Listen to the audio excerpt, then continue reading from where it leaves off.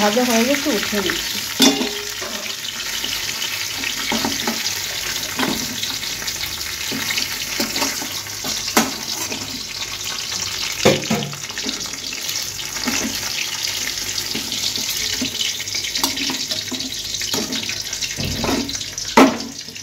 এবার ওই তেলে আলু ভেজে নেব।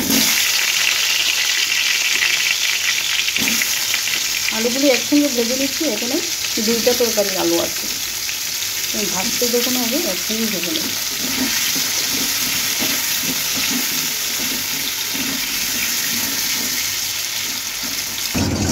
আলুগুলিকে ভেজে উঠিয়ে নিলাম, এটা অফ করে দিয়ে শোনা যাচ্ছে।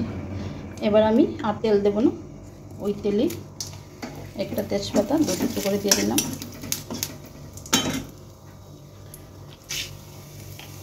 এখানে গোটা গরম মশলা আর 2 ধরনের জিরে, ভালো একটা গন্ধ বেরিয়েছে। এবার আমি এখানে একটা মশলা করে রেখেছি,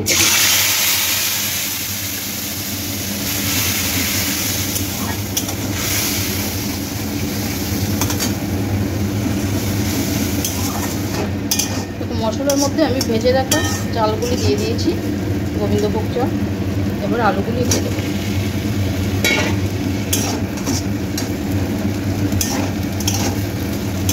মশলার মধ্যে ছিল তোমার আদা বাটা, জিরে গুঁড়ো, ধনে গুঁড়ো, আদা বাটা, লঙ্কা বাটা।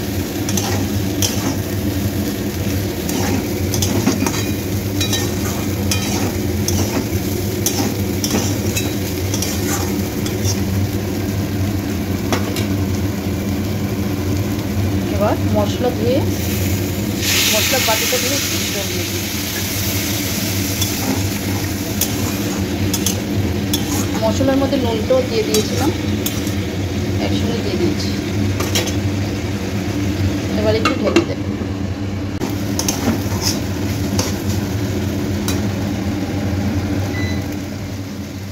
এই অবস্থায় আমি মাথাগুলি দিয়ে দেব।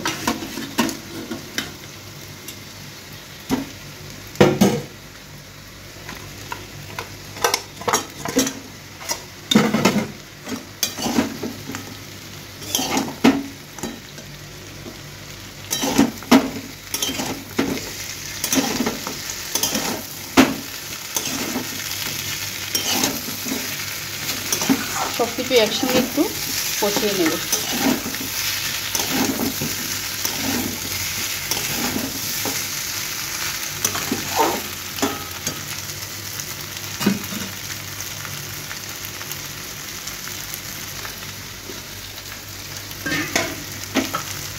এবার পরিমাণ মতো জলটা দিয়ে দেব।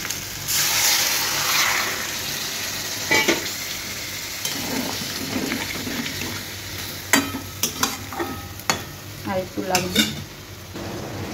দেখো আমার আজকে ঘন্টটা হয়ে গেছে।